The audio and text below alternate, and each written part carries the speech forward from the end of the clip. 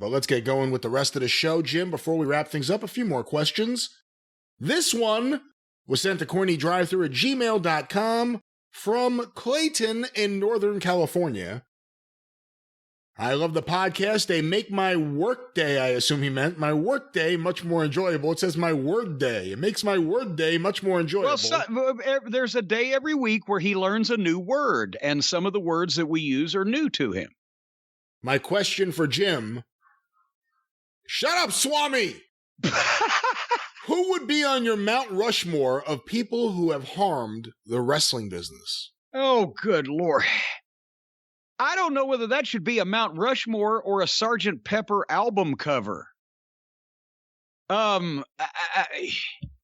You can't just pick. I mean, Shitstain did irreparable damage. Even though Vince McMahon's been so successful, we must indict him, and rightfully so, for fucking up the territory system. There's go ahead. I was going to say, we said a lot of good things. We're talking most influential, not just someone who's done something bad, but it's about a bad influence. Yeah, people. A lot of people have done bad things in a barn in front of 12 people that you've never heard of, but we're talking that have had lasting consequences. I hate to say it, but Paul Heyman. I was about to say, we referred to it earlier in this program. Heyman has to live with the garbage wrestling that he fostered from ECW.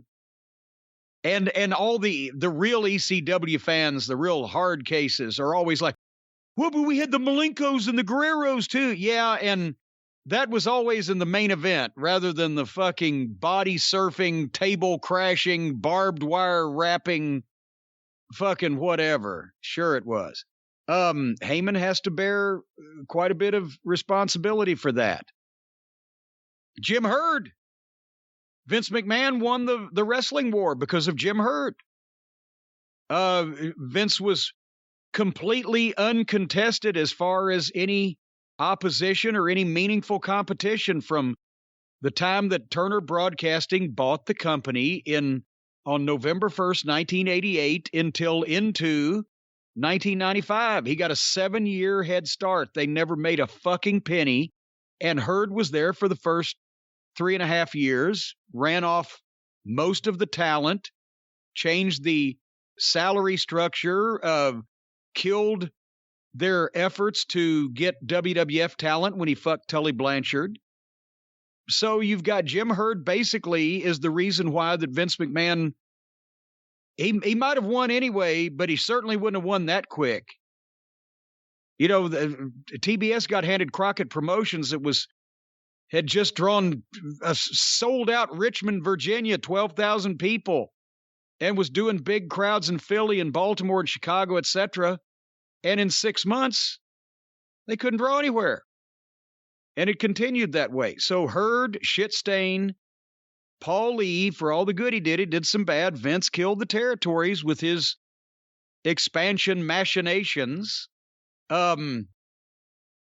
You can't even really blame anybody like a Tony Khan or anybody now with all the hogwash and, because wrestling has been so goofy and watered down for so long that you can't blame any of the modern people. They're just going by what they've seen before. But the root of it came all in the late 80s and into the 90s.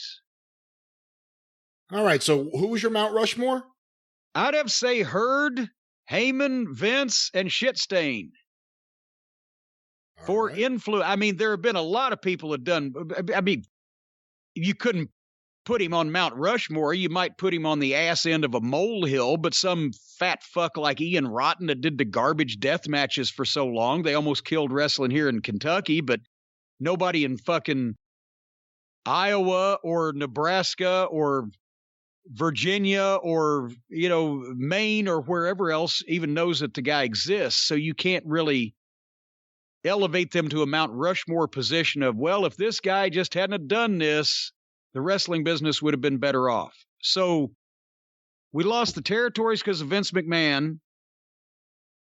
Southern style and or legitimate professional wrestling, as I like to call it, lost to sports entertainment because of Jim Herd. Shitstain fucked everything up to the point where we've never recovered after all the hot shotting.